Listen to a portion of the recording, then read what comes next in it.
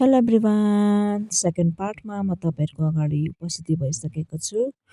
मैले चाहिँ यहाँनिर भोइस ओभर गर्दैछु किनभने भिडियोमा धेरै डिस्टर्ब भएको थियो र यति बेला भने चाहिँ हामी चाहिँ आर्टिफिसियल बर्ड पार्कबाट निस्किएर चाहिँ हामी नेचुरल बर्ड पार्कमा जाँदैछौँ र हामीसँग जाने हाम्रो भाइ बहिनी टिमहरू चाहिँ यसरी यहाँनिर छ। यहाँनिर सरलाई चाहिँ मैले जिस्काउँदै थिएँ, तपाईँ चाहिँ गाडीदेखि धेरै फोनमा बोल्दैछ, गर्लफ्रेन्डहरूसँग बेसी नबोल्ने भनेर म जिस्काउँदै थिएँ। उहाँले चाहिँ होइन मेरो भाइ हो भन्नुहुँदै थियो हो।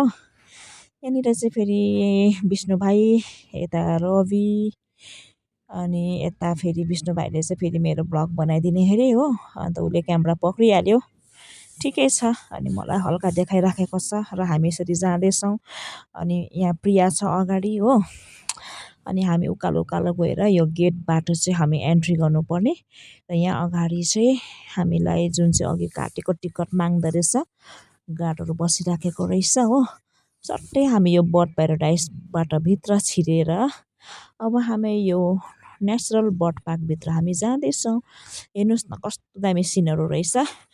मेरो लागि चाहिँ फर्स्ट टाइम भएर होला, मजा लाग्यो, रमाइलो लाग्यो है, मजाको टाइपको रहेछ है। र यसरी नै हामी घुमफिर गरेर इन्जोय गऱ्यौँ है कहिलेकाहीँ। र म चाहिँ विशेष गरी ज्यादा घुम्नु चाहिँ हाम्रै आफ्नै फ्रेन्ड सर्कलभन्दा पनि मण्डलीसँग जाने गर्छु र आजको दिन पनि मजा आयो। बाई।